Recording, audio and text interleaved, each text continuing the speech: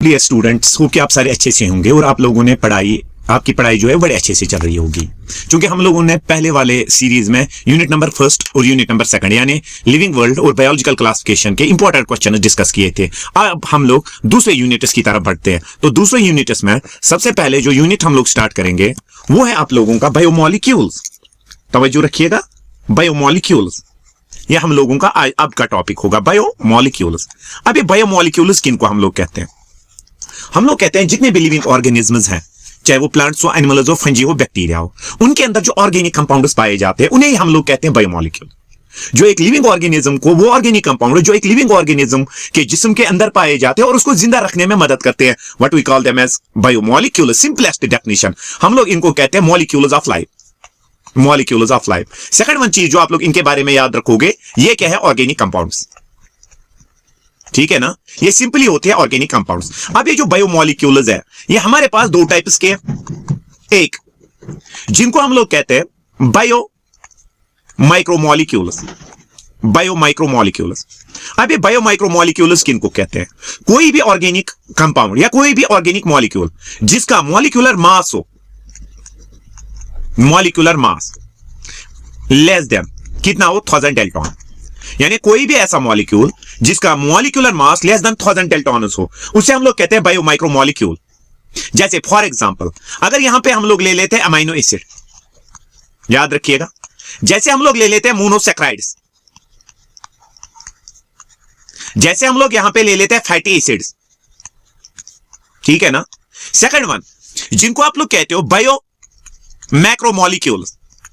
अब bio macromolecules हम लोग उन मॉलिक्यूल्स को कहते हैं जिनका मॉलिक्यूलर मास क्या होगा? Molecular mass more than 1000 dalton, यानी 1000 डेल्टॉन से ज्यादा जिनका मॉलिक्यूलर मास होगा उनको हम लोग उस समय क्या कहते हैं? What we call them as bio macromolecule. जैसे हमारे पास अगर हम लोग सेल्यूलोज ले लेते हैं, कार्बोहाइड्रेट एक है, हम लोग प्रोटीन ले लेते हैं, हम लोग एक डीएनए ले लेते हैं, हम लोग आरएनए ले लेते हैं, ये हम लोगों ने यहां पे क्या कहा? बायोमॉलिक्यूल्स के मैंने यहां पे टाइप्स आपको बता दिए। उसके बाद और एक टर्म जो हर समय हमें आ जाती है, उस टर्म को हम लोग कहते हैं मेटाबोलाइट, मेटाबोलाइट्स। अब ये मेटाबोलाइट्स किनको हम लोग कहते हैं? मेटाबोलाइट आप लोग कहते हो, यहां पे ध्यान रखिएगा, मेटाबोलाइट्स की हम लोग बात करते हैं, ये हम लोग कहते हैं ये वो मॉलिक्यूल्स है जो मेटाबॉलिज्म के अंदर बनते हैं, यानी मेटाबोलाइट्स हम लोग कहते हैं इंटरमीडिएट्स, इंटरमीडिएट्स और प्रोडक्ट्स फॉर्मेड ड्यूरिंग मेटाबॉलिज्म। देखिएगा यहां पे आप लोगों को समझ में आएगा फॉर्मेड ड्यूरिंग मेटाबॉलिज्म। देखिएगा यहां पे मैं बता दूं, आप लोग एक प्रोटीन को ले ले, प्रोटीन जब ब्रेक डाउन होता है तो यहां पे क्या बनता है? Amino acid. ये जो अमाइनो एसिड यहां पे हमें बना, ये क्या है? यहां पे मेटाबोलाइट, यानी मेटाबॉलिज्म हम लोग कहते हैं कोई भी केमिकल रिएक्शन जो हमारे जिस्म के अंदर होती हो। अब ये मेटाबोलाइट्स के दो टाइप्स हैं। पहले वाला मेटाबोलाइट जिसको आप लोग कहते हो प्राइमरी मेटाबोलाइट, याद रखिएगा, पहले वाला है प्राइमरी मेटाबोलाइट। अब ये प्राइमरी मेटाबोलाइट किसको हम लोग कहते हैं?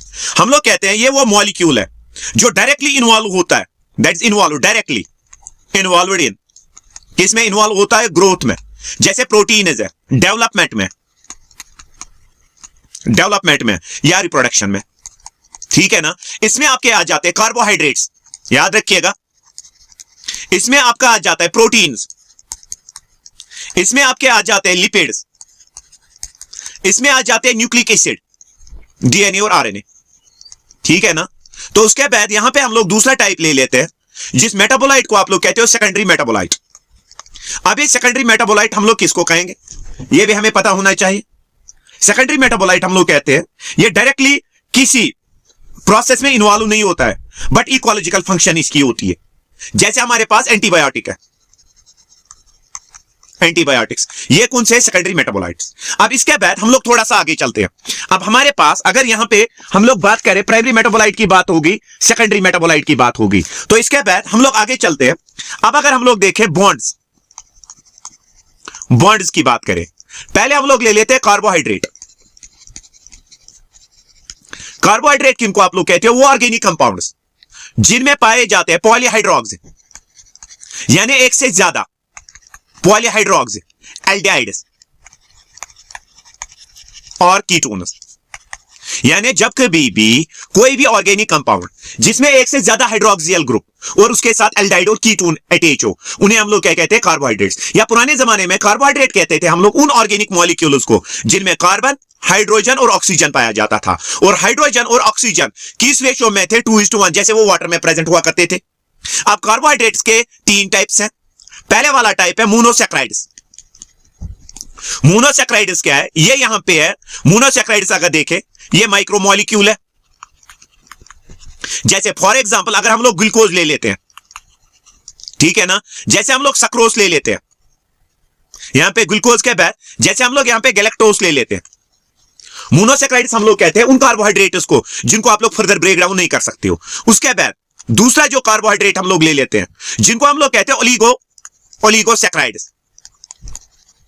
ओलिगोसैकेराइड्स हम लोग कहते हैं उन कार्बोहाइड्रेट्स को जो बनते हैं जब एक से ज्यादा मोनोसैकेराइड्स एक दूसरे के साथ ज्वाइन होते हैं, उस समय हम लोग उनको क्या कहते हैं? ओलिगोसैकेराइड्स। यानी यहां पे क्या होते हैं? दैट इज मोर देन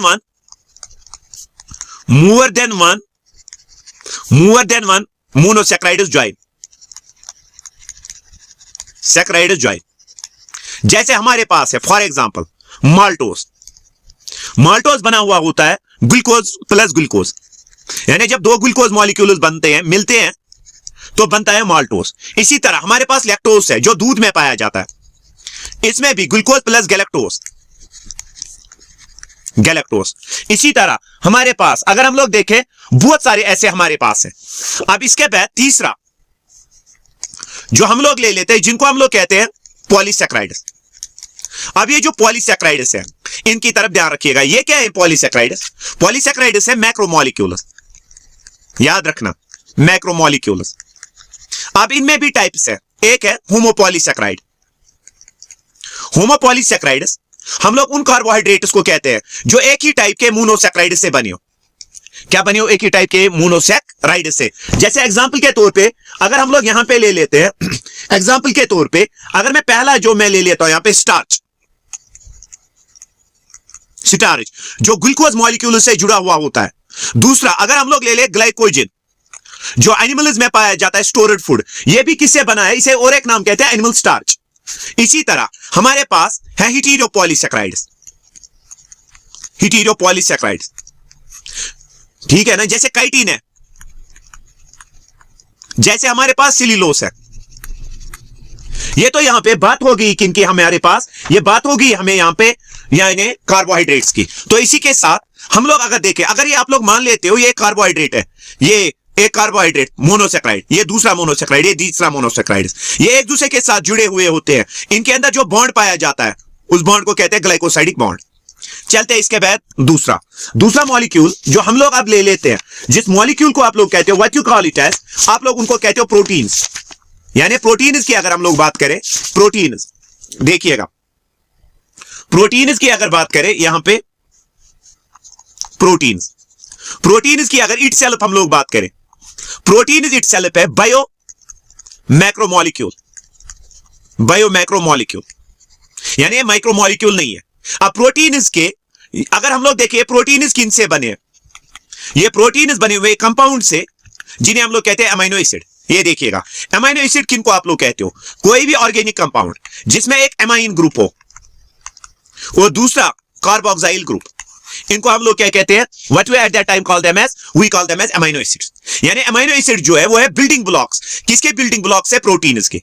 हमारे पास अगर इन अमीनो एसिड्स की हम लोग बात करें, अमीनो एसिड्स जो है, इन अमीनो एसिड्स की बात करें तो हमारे पास जो total number of amino acids इस समय प्रेजेंट है वो है 20 अमीनो एसिड्स, जो हमें प्रोटीन बनने में मदद करते हैं।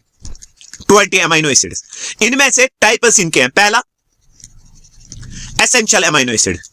एसेंशियल अमीनो एसिड्स हम लोग उन अमीनो एसिड्स को कहते हैं जो एनिमल सिंथेसाइज नहीं कर सकता है। इंसान को ये खाने के साथ खाने पड़ते हैं, नॉट सिंथेसाइज्ड बाय एनिमल्स। जैसे कुछ के एग्जांपल्स में ले लेता हूं, जैसे हम लोग ले लेते हैं आइसोल्यूसिन, या मैं ले लेता हूं ल्यूसिन, या हम लोग ले लेते हैं लाइसिन, वेलिन। इसी तरह हमारे पास है नॉन एसेंशियल अमीनो एसिड्स। हम लोग उन अमीनो एसिड्स को कहते हैं जो एक लिविंग ऑर्गेनिज्म खुद प्रिपेयर कर सकता है।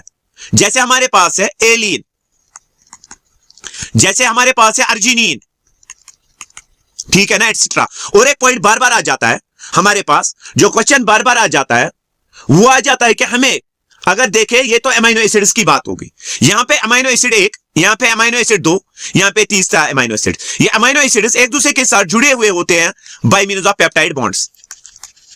किसके जरिए जुड़े हुए होते हैं? Bye means of peptide bonds. ये तो यहां पे बात हम लोग कर रहे थे किनके? अमीनो एसिड्स की, ठीक है ना। अब उसके बाद हम लोग ले लेते हैं structure of proteins. Structure of protein, थोड़ा सा तवज्जो रखिएगा, इजी है। स्ट्रक्चर ऑफ प्रोटीन में सबसे पहले हम लोग ले लेते हैं प्राइमरी स्ट्रक्चर। प्राइमरी स्ट्रक्चर, तो प्राइमरी स्ट्रक्चर की अगर यहां पे बात करें, प्राइमरी स्ट्रक्चर में हम लोग सिंपली क्या कहते हैं, यहां पे एक अमीनो एसिड अगर दूसरे अमीनो एसिड के साथ जुड़ा हुआ है, किसके जरिए? पेप्टाइड बॉन्ड के जरिए, उसे हम लोग कहते हैं प्राइमरी स्ट्रक्चर। दूसरे वाला है सेकेंडरी स्ट्रक्चर। अब सेकेंडरी स्ट्रक्चर हम लोग कहते हैं कि हम लोग कहते हैं अगर वो स्ट्रक्चर अमीनो एसिड का जहां पे दो चेन्स एक दूसरे के साथ जुड़ी हुई होंगी, उसे हम लोग कहते हैं सेकेंडरी स्ट्रक्चर। इसके भी दो टाइप्स हैं। पहला है अल्फा स्ट्रक्चर,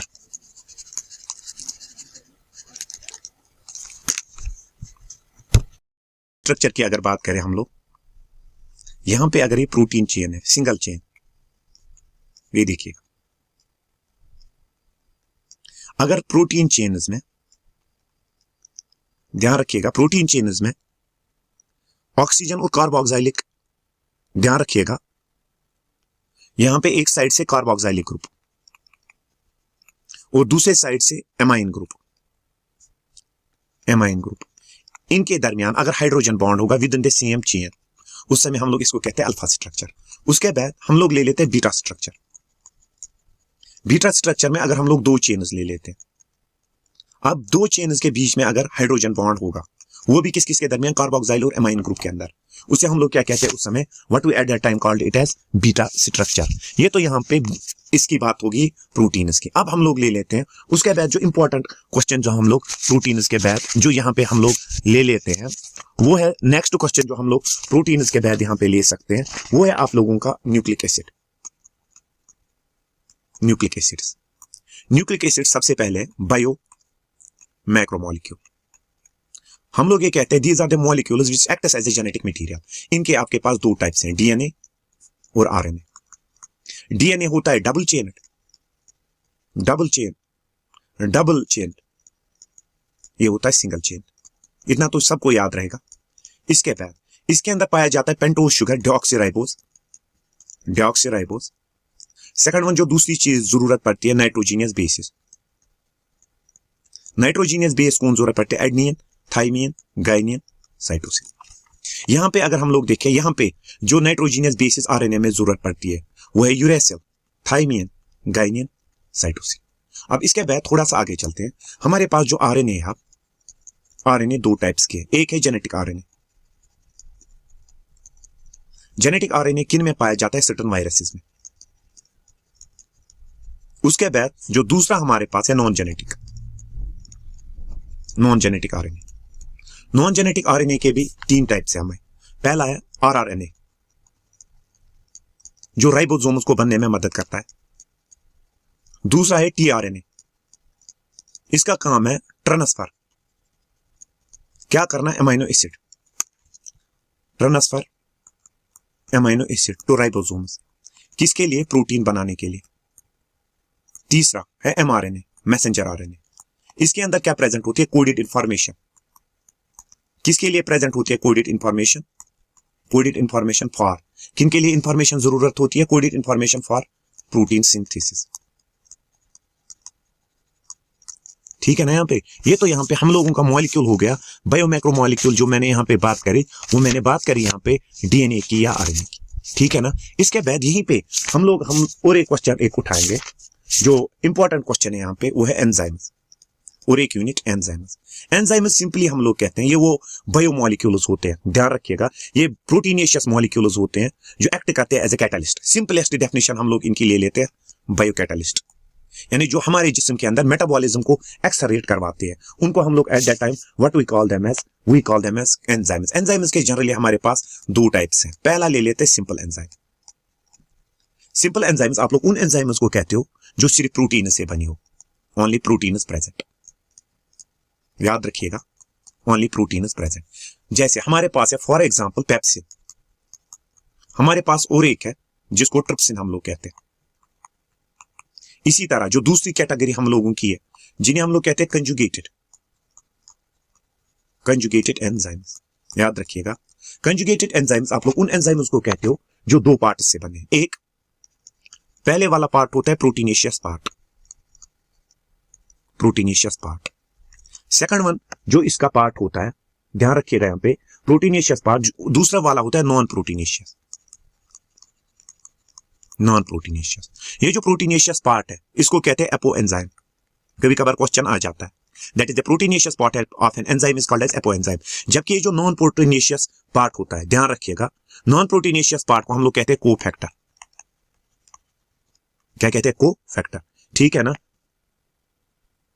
अब वो एंजाइम जो प्रोटीनेशियस पार्ट और नॉन प्रोटीनेशियस पार्ट जिसमें दोनों प्रेजेंट हो, उनको हम लोग एट दैट टाइम कहते हैं हॉलो एंजाइम। क्या कहते हैं? Hollow enzyme. अब ये जो कोफैक्टर है, यहां पे कोफैक्टर भी दो टाइप्स के होते हैं, एक को एंजाइम। अब को एंजाइम क्या होता है? नॉन प्रोटीनेशियस पार्ट, यानी ये प्रोटीन नहीं होता है, नॉन प्रोटीनेशियस पार्ट। लेकिन इसमें एक नॉन प्रोटीनेशियस पार्ट ही होता है, दूसरा होता है जिसको हम लोग कहते हैं प्रोस्थेटिक ग्रुप। अब ये जो प्रोस्थेटिक ग्रुप यहां पे है, प्रोस्थेटिक ग्रुप होता है नॉन प्रोटीनेशियस ऑर्गेनिक कंपाउंड। इसकी अगर हम लोग बात करें को एंजाइम की, होता है organic compound but non proteinaceous. यहां पे प्रोस्थेटिक ग्रुप जो होता है ये भी होता है नॉन प्रोटीनेशियस। ध्यान रखिएगा, non proteinaceous but non organic.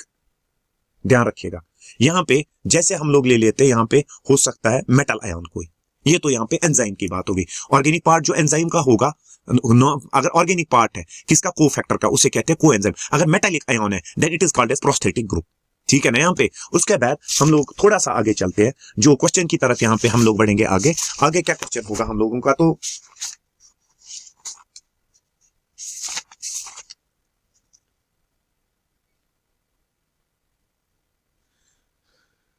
उसके बाद अब अगर हम लोग थोड़ा सा यहां पे याद रखें प्रॉपर्टीज ऑफ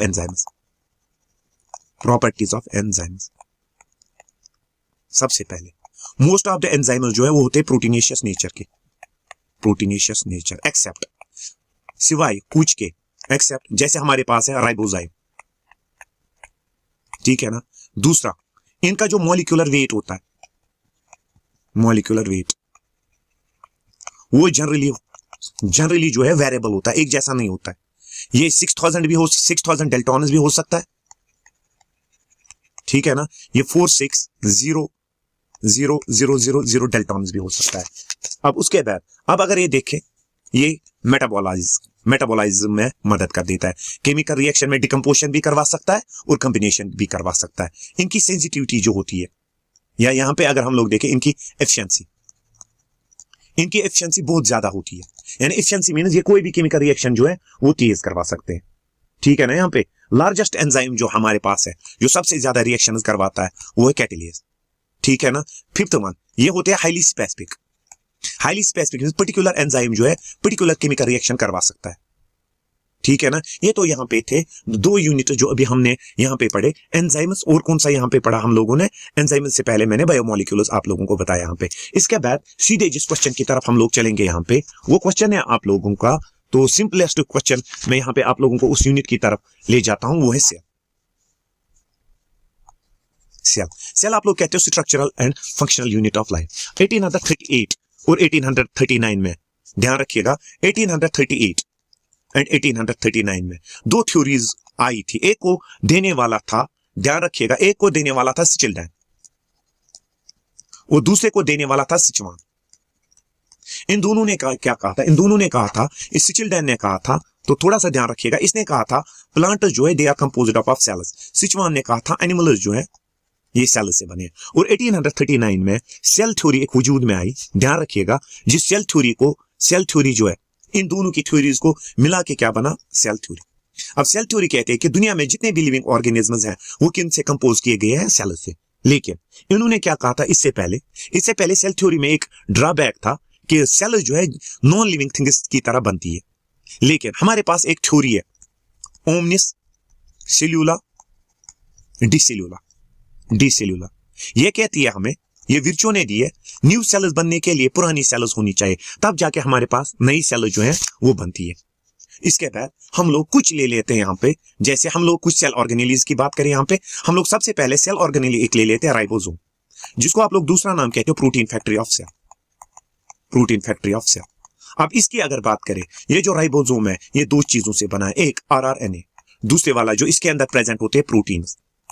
अब इसका स्ट्रक्चर अगर देखें, ये दो यूनिट से बना हुआ होता है, एक जिसको आप लोग कहते हो लार्जर सब यूनिट, लार्जर सब यूनिट, और इसके ऊपर कैप एक होती है, कैप लाइक स्ट्रक्चर, जिसको आप लोग कहते हो स्मॉलर सब यूनिट। ठीक है ना। तो इसके ऊपर तीन साइट्स होती है जो प्रोटीन सिंथेसिस में मदद करते हैं, ए साइट एक्सेप्टर साइट, दूसरी वाली पी साइट पेप्टिडाइल साइट जहां पे अमीनो एसिड्स ज्वाइन होते हैं, और तीसरी वाली ई साइट।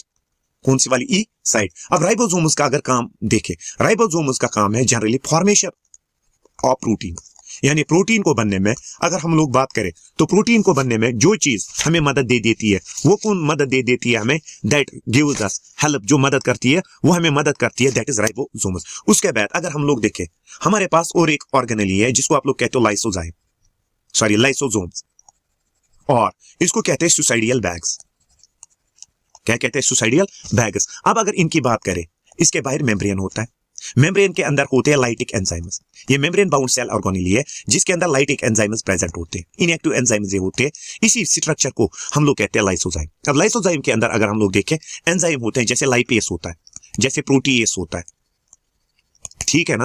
और ये किसी भी चीज को डाइजेस्ट कर सकते हैं आउटसाइड द सेल और इनसाइड द सेल। जब एक इंसान की डेथ होती है तो ये सुसाइडियल बैग्स रप्चर होते हैं, रप्चर होने के बाद ये किसी भी ऑर्गेनिज्म को क्या कर सकते हैं? उसकी सेल को कर सकते हैं डाइजेस्ट। इसी तरह अगर हम लोग देखें और एक सेल ऑर्गेनेली जो हमारे पास है, माइटोकॉन्ड्रिया, जिसको आप लोग कहते हो और एक नाम powerhouse of cell, powerhouse of cell. इसकी अगर बात करें, इसके बाहर पहले एक मेम्ब्रेन होता है, आउटर मेम्ब्रेन, ठीक है ना। आउटर मेम्ब्रेन के बाद अंदर जो मेम्ब्रेन होता है ये फोल्डेड होता है, और ये जो फोल्डिंग्स है इनको हम लोग कहते हैं क्रिस्टा, और अंदर भी एक चेंबर और बाहर भी चेंबर होता है, और इसके ऊपर प्रेजेंट होते हैं पार्टिकल्स जिनको हम लोग F1 पार्टिकल्स कहते हैं, या जिनको हम लोग कहते हैं ऑक्सीजोम्स। एक बात आपने याद रखनी है, वो क्या याद रखनी है? माइटोकॉन्ड्रिया के अंदर एक तो डीएनए पाया जाता है, एक तो इसके अंदर अपना आरएनए पाया जाता है, एक तो इसके अंदर पाया जाता है राइबोसोम्स, ठीक है ना। तो ये जो डीएनए, आरएनए और राइबोसोम्स है, इसकी बुनियाद पे अपना प्रोटीन खुद बनाती है और अपना कंट्रोल खुद करती है, इसीलिए इसको कहते हैं सेमी कंजर। ध्यान रखिएगा यहाँ पे, इसीलिए इसको हम लोग कहते हैं सेमी ऑटोनॉमस सेल ऑर्गेनेली। अब माइटोकॉन्ड्रिया का काम है सबसे पहले एटीपी फॉर्म करना, ठीक है ना। इसके बाद एनर्जी रिलीज करना सेल के अंदर। इसी बुनियाद पे इसको हम लोग कहते हैं powerhouse of the cell. क्या कहते हैं? Powerhouse of the cell. तो प्लास्टिड्स हम लोग कहते हैं उन सेल ऑर्गेनेलीज को जो फूड को या तो स्टोर करें या फूड को प्रिपेयर करें। अब वो प्लास्टिड्स जो फूड को स्टोर करे, इनको कहते हैं ल्यूकोप्लास्ट, यानी ये स्टोर करती है फूड को, ठीक है ना। इनका क्योंकि ये कलरलेस होती है, फूड को स्टोर करती है। इनमें सबसे पहला है एमाइलोप्लास्ट, एमाइलोप्लास्ट जो स्टार्च को स्टोर करती है, ठीक है ना। इसी तरह दूसरा है एलिरोप्लास्ट जो प्रोटीन को स्टोर करती है। इसी तरह है एलियोप्लास्ट जो लिपिड्स को स्टोर करती है। इसी तरह हमारे पास है और एक प्लास्टिड जिसको आप लोग कहते हो क्लोरोप्लास्ट, और जिसको हम लोग कहते हैं किचन ऑफ द सेल। क्या कहते हैं? Kitchen of cell. अब किचन ऑफ सेल इसको क्यों कहते हैं? तो यहां पे देख लीजिएगा, इसके बाहर सबसे पहले ये ले लेते हैं, इसके भी दो मेम्ब्रेन होते हैं, आउटर और इनर मेम्ब्रेन। यहां पे क्या पाए जाते हैं? Box like structure, sac like structure. एक को कहते हैं थाइलाकॉइड। अगर सारे थाइलाकॉइड्स हम लोग टुगेदर ले ले, इनको क्या कहते हैं हम लोग? ग्रेना। अब ये ग्रेना एक दूसरे के साथ जुड़े हुए होते हैं, किसके जरिए? इंटरग्रानल लेमिला। अब ये जो बाहर स्पेस होती है इसमें को कहते हैं स्ट्रोमा। इसमें क्या प्रेजेंट होता है? DNA, RNA, enzymes, carbon dioxide, water, minerals etcetera, ठीक है ना यहां पे। अब क्लोरोप्लास्ट जो है इसका काम क्या है? फोटोसिंथेसिस करवाना, यानी प्लांट के लिए ग्लूकोज जो है वो प्रिपेयर होता है किसके अंदर? इसी क्लोरोप्लास्ट के अंदर। दैट इज वाई इस बुनियाद पे हम लोग इसको क्या कहते हैं?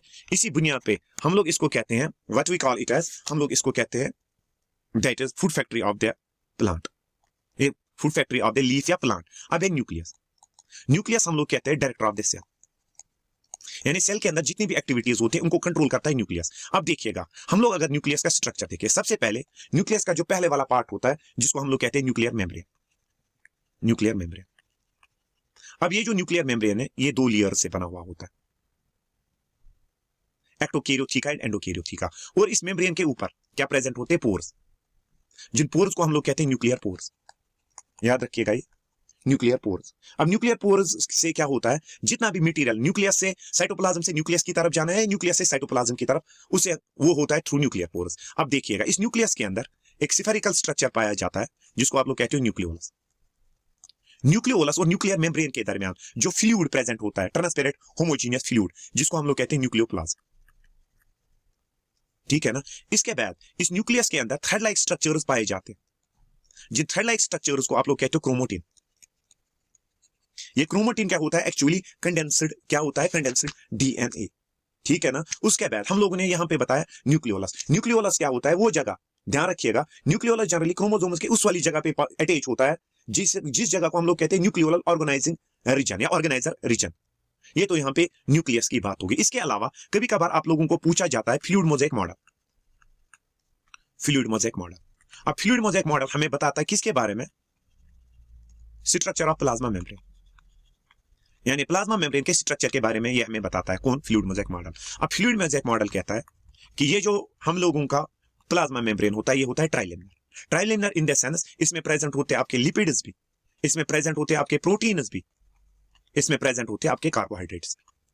अब यहां पे देखिएगा, सबसे पहले अगर हम लोग देखें, लिपिड्स के होते हैं 2 लेयर, लिपिड्स होता है बाइलेयर। अब लिपिड्स के साथ अटैच होते हैं प्रोटीन्स, या तो अटैच होते हैं या बिटवीन द गैप्स होते हैं। अब अगर अटैच है इनको कहते हैं एक्सट्रिंसिक प्रोटीन्स, और अगर अंदर है तो इंट्रिंसिक प्रोटीन्स, और इसी के साथ अटैच क्या होते हैं यहां पे? कार्बोहाइड्रेट्स। ठीक है ना। अब फ्लूइड मोज़ेक मॉडल को देने वाला था Singer and Nicolson. Singer and Nicolson, ठीक है ना। फ्लूइड मोज़ेक मॉडल इसको इसलिए कहते हैं क्योंकि यहां पे जो लिपिड मॉलिक्यूल्स है वो कंटिन्यूअसली ट्रांजिशन में होते हैं, मूवमेंट में होते हैं। अगर मूवमेंट हुई सेम लेयर्स के बीच में,